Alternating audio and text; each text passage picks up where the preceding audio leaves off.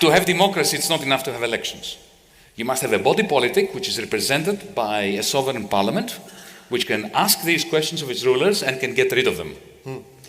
Now, the greatest economy in the world at the moment is the Eurozone, in terms of size, complexity, importance, and so on and so forth. It is run by the Eurozone, and it's run by the Eurogroup, right? Now, I can assure you that these decisions are made in a way that if you knew, it's a bit like sausages, if you know what's in it, you don't want to touch it. If you knew how the Eurogroup operates, would you believe it that there are no minutes taken so the citizens of Europe can never find out what their representatives said on their behalf? Would you believe that the ministers of finance sitting around that large rectangular table make decisions on Greece, on Portugal, on Spain, on France, without having been briefed about the data or the proposals that are being put before them to decide upon? Never briefed. Once I suggested that I send by email to the other ministers of finance my proposals regarding the bailout deal. And I was warned that if I do that, it would be casus belli, a cause for war. And any proposal that I emailed to my fellow ministers of finance would be disqualified from the conversation. Why?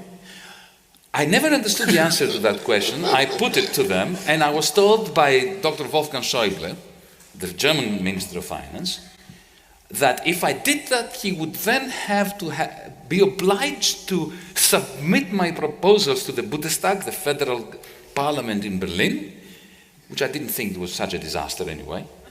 And then, if that happened, a debate on my proposals would begin in the Bundestag before we had it in the Eurogroup, which would mean that we wouldn't be able to have it in the Eurogroup. And if you do it, then I'm never going to discuss these proposals with you.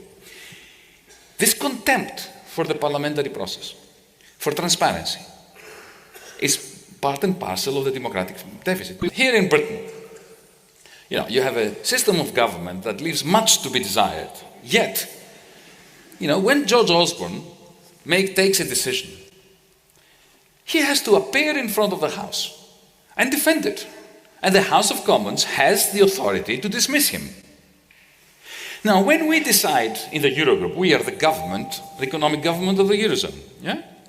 We make a decision based on precisely zero information.